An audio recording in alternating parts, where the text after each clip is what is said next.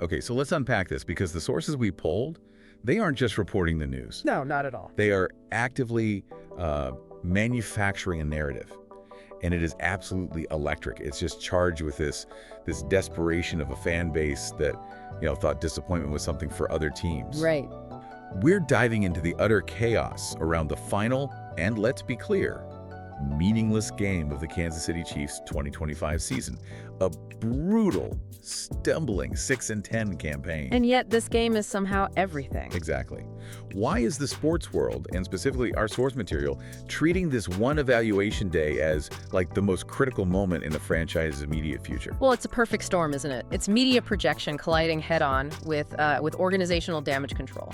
The Chiefs are eliminated. The season is a certified failure by their very high standards. But now all the attention is focused, almost maniacally, on one single player, rookie running back Brazard Smith. And this is the claim, the really shocking, attention-grabbing claim that we have to scrutinize. The central argument is that in this finale against the Raiders, Brazard Smith should get, and I'm quoting here, every carry, every target, every return he can handle. Every single one. Just think about that for a second. They're demanding maximal, completely exhausting usage for a 7th-round rookie in a game that literally does not change the standings. It's an enormous, I'd say unprecedented weight of expectation, not just on the player, but on the whole narrative they're building around him. It really speaks volumes about the palpable hunger for a new hero. The context is absolutely everything here. The Chiefs are sitting at a deeply dissatisfying 6-10. They're completely out of the playoffs after what everyone is calling a heartbreaking 5-game skid. Yeah, that Christmas Day loss to the Broncos really stung. It did. And so, this game, which is traditionally a throwaway, is now being framed by the organization and by the media, not as a loss, but as this mandatory, non-negotiable evaluation for 2026. So it's the end of the road, but also the proclaimed genesis of the comeback. Exactly. So if the media is feeding us this script, we have to figure out, is this level of hype justified? Right. Or do the facts about Smith actually support this almost mythical triple-duty level of usage they're demanding from him? Can one 7th-round pick truly carry the weight of an entire franchise's rebound on his shoulders? Well, the setting is perfectly engineered for that kind of dramatic spotlight. They're facing their bitter rivals, the Las Vegas Raiders, who are limping in themselves at a devastating 4-12 record. The Raiders, let's be frank, are past pretending. They are openly positioned for a top 3 draft pick. Exactly. Our sources are very clear on this. Yeah. The Raiders are tanking, which means they've shut down their premier talent. Oh, yeah. We're talking about defensive star Max Crosby and the rookie tight end Brock Bowers just being shelved on IR, all to secure better draft capital. Which effectively creates this, low stakes, low threat, low intensity environment for Kansas City. It's ideal, if not perfectly calculated, for some aggressive experimentation. And the vacuum is created internally, too. The Chiefs themselves are navigating a major injury and, arrest crisis. Right, which just opens the door wide for Smith to dominate the snap counts. Franchise quarterback Patrick Mahomes, he's already out, recovering from knee surgery. Key offensive veterans arresting or dealing with ailments. Kareem Hunt is battling an illness. Isaiah Pacheco is listed as questionable purely for rest. And Trey Smith, the guard, is out with an ankle injury. Xavier Worthy, doubtful with illness. So it truly is audition time, as the source puts it. Yeah. But it feels like more than that. It feels like a systematic clearing of the runway. A performance vacuum. Yes, an intentional performance vacuum. Yeah. And that is precisely what Brazard Smith is being positioned, maybe even forced to fill. And you also have to acknowledge the broader context here of the Chiefs' offensive identity this year. Yeah, it's been different. For years, they were a historic juggernaut, averaging nearly 29 points a game in their championship years.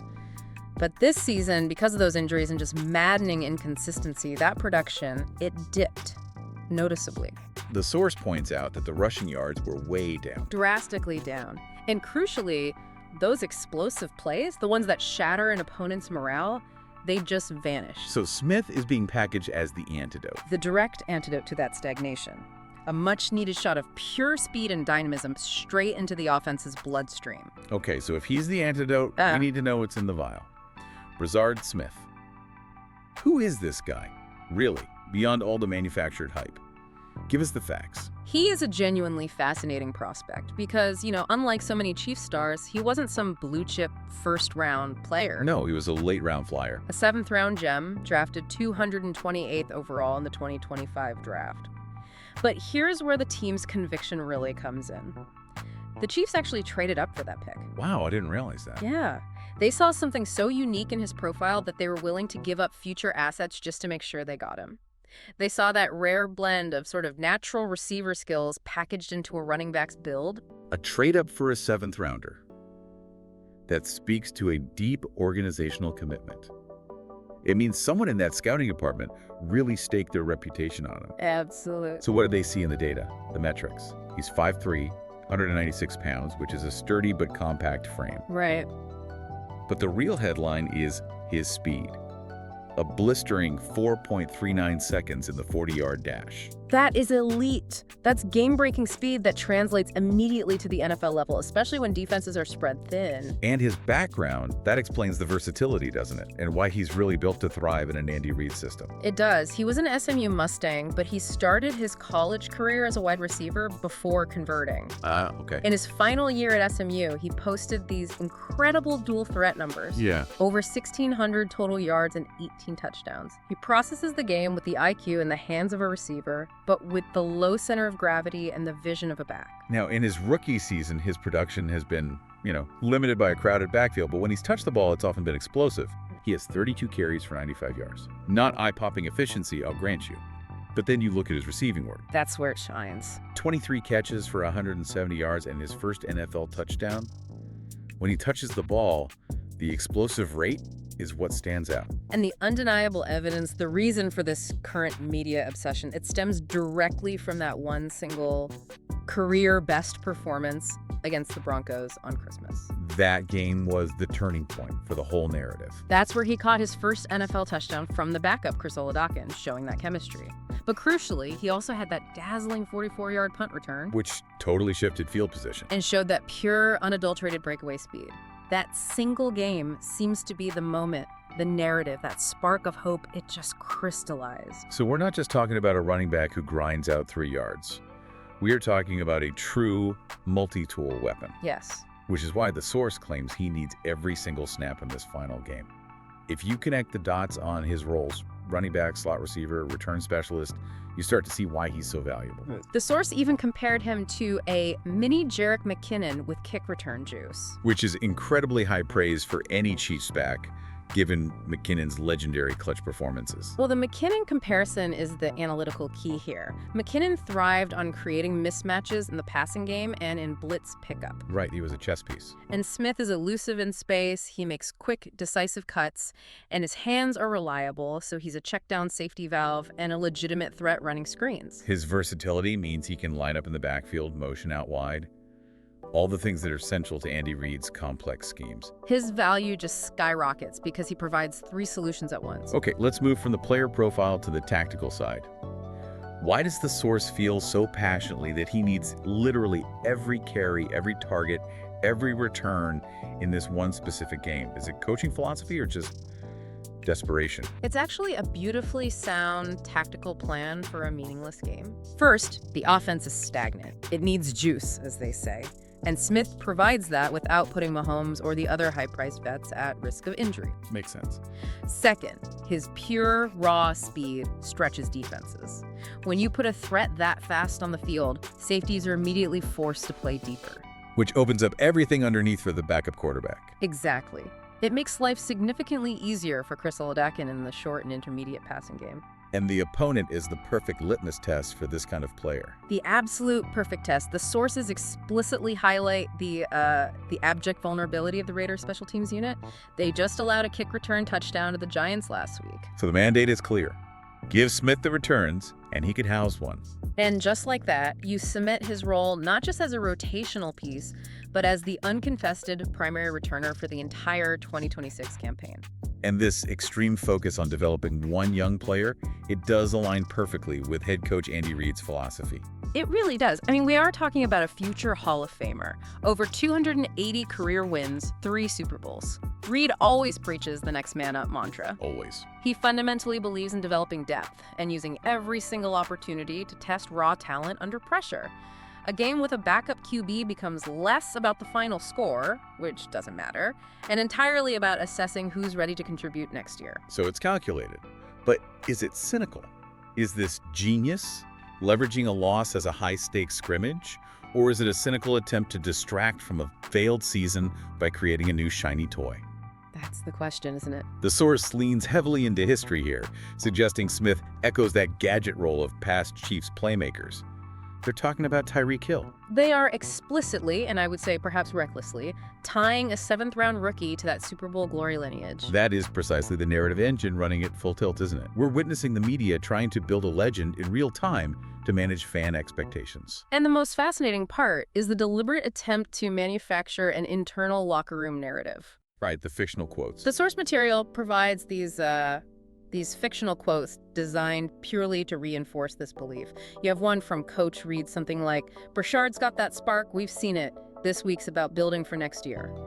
Or the even more emotionally resonant one they attribute to a rehabbing Patrick Mahomes, linking the future star to the franchise QB. Yeah, Brazard's a dog. Speed kills in this league. I can't wait to sling it to him next year. These quotes, whether they're real or just designed to capture the desired atmosphere, they show the immense, immediate pressure being put on Smith.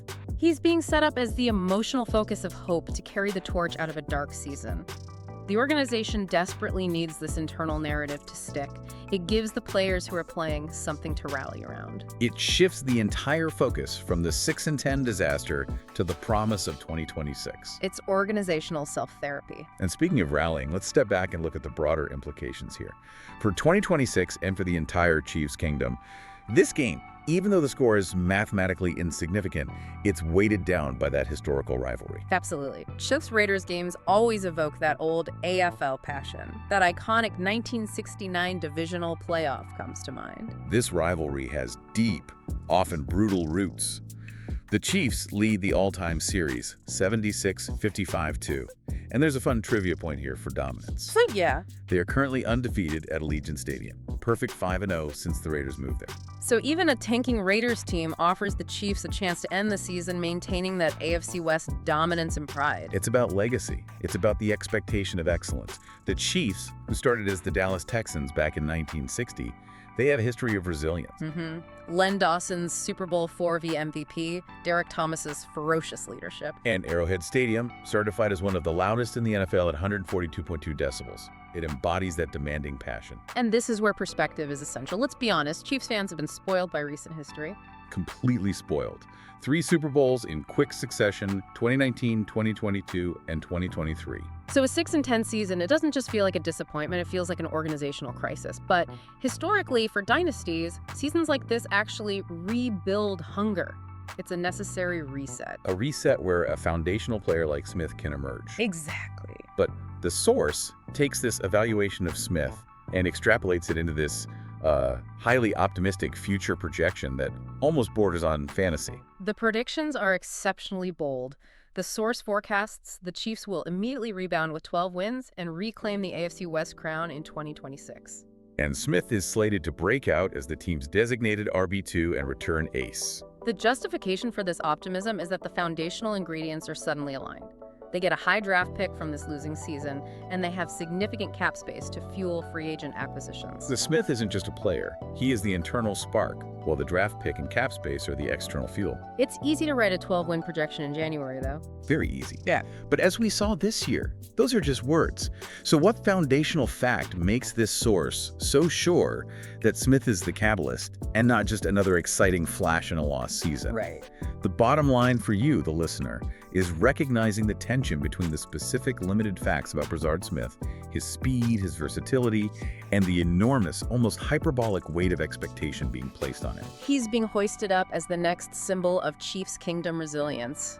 The dog who carries the torch, right alongside the the ongoing, unavoidable pop culture phenomenon of the Kelce-Swift connection. This final game isn't just about football stats. It's about the media and the organization manufacturing a necessary, hope-filled storyline for a fan base that's had its belief system thoroughly tested this year. So here's what you should really internalize from this deep dive. Okay. Brazard Smith is a verified dynamic threat. He has unique, high-end versatility, blending receiver skills and elite speed, and he fills a very specific hole on that Chiefs roster. A hole that was glaringly obvious this season, created by injuries and veteran inconsistency.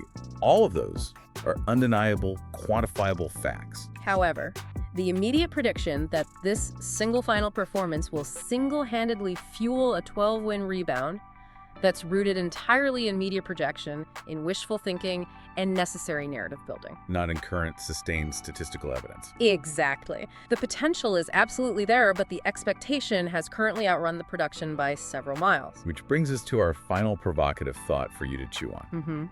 If the Chiefs win, say, 27-13, just as the source boldly predicts, and Smith goes out there and delivers a fantastic performance, 100-plus all-purpose yards, scores a touchdown, does that single afternoon of success truly justify the initial claim that he should get every touch? Or does it simply confirm the media's profound and successful ability to manufacture a necessary spark for a major franchise facing disappointment? What does it truly tell us about the crushing instant pressure that gets placed on a seventh-round pick in this age of instant content and organizational narrative control? Something to think about as the offseason begins and the hype machine for 2026 goes into overdrive.